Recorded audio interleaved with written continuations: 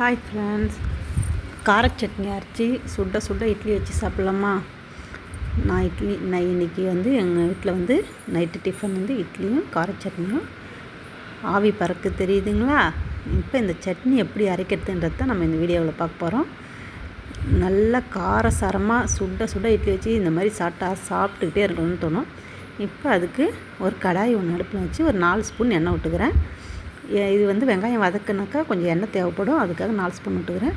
கொஞ்சம் கடலைப்பயிறு, ஒரு 6 வரமிளகாய் எடுத்துருக்கேன். எடுத்து கடலைப்பயிறு கூடயே மிளகாயும் போட்டு வறுத்து எடுத்துக்கலாம்.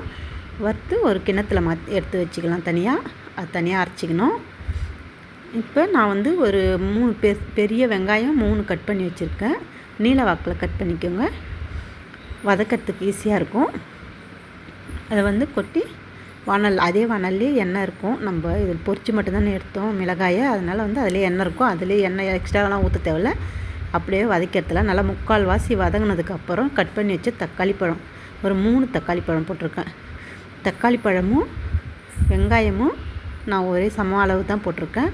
அப்போ தான் இந்த சட்னி நல்லாயிருக்கும். தக்காளி சட்னினாலே கொஞ்சம் நிறையா ஐட்டம் இருக்குது. தக்காளிக்கு எவ்வளோ வெரைட்டி சட்னி இருக்குது. இப்போ நான் நல்லா வதக்கி எடுத்துட்டேன். இப்போது அதை மிக்ஸி ஜாரில் கொட்டிக்கிறேன். நான் வறுத்து வச்சிருந்த மிளகாயும் கடலைப்பருப்பு கொஞ்சம் லைட்டாக உப்பு, ஏன்னா வதக்கக்குள்ளே கொஞ்சம் உப்பு போட்டுருந்தோம்ல, அதனால் இப்போ நான் இதில் லைட்டாக உப்பு போட்டுக்கிறேன். நல்லா கொரப்பாக அரைச்சி எடுத்துக்கோங்க. எடுத்துக்கின்னு இப்போ ஆற வச்சுருந்த வெங்காயம் தக்காளியை அது கூட சேர்த்துக்கலாம். சேர்த்து நம்ம அரைச்சிக்க போகிறோம். அரைச்சி எல்லாத்தையும் அழகாக க்ளீனாக வானல்லேருந்து எடுத்து நான் ஜாரில் மாற்றிக்கினேன். இப்போ நம்ம மிக்ஸி போட்டுக்கலாம்.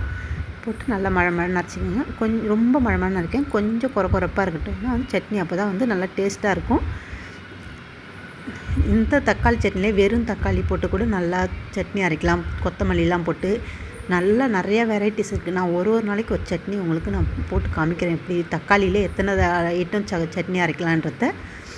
இப்போ தேவையான அளவு தண்ணி வச்சுங்க, ரொம்ப தண்ணி வைக்காதீங்க. இந்த சட்னி கொஞ்சம் கட்டியாக இருந்தால் தான் நல்லாயிருக்கும், திக்காக இருக்கணும். தண்ணியாக கரைச்சிட்டிங்கனாக்கா அது வேறு மாதிரி ஹோட்டல் சட்னி மாதிரி தண்ணியாக வந்துடும், டேஸ்ட்டும் இருக்காது. இப்போ இதில் நல்லாயிருக்கும் சாப்பிட்றதுக்கு. நம்ம இட்லி எடுத்து வச்சு சட்னி ஊற்றி சாப்பிட்டோன்னா நல்லா செம்மையாக இருக்கும். நீங்களும் வீட்டில் ட்ரை பண்ணி பாருங்கள். ட்ரை பண்ணி பார்த்துட்டு கமெண்ட் பாக்ஸில் கமெண்ட் பண்ணுங்கள். இப்போ இடையில கொஞ்சம் தாளிப்பு போட்டுருவோமா? ஒரு சின்ன கரண்டி வச்சு 2 ஸ்பூன் எண்ணெய் விட்டு லைட்டாக கடுகு மயிர் போட்டு கருவேப்பிலை போட்டு தாளித்து ஊற்றிக்கினேன். நான் பெல் பட்டனை கிளிக் பண்ணுங்கள். பாய், சட்னி ரெடி.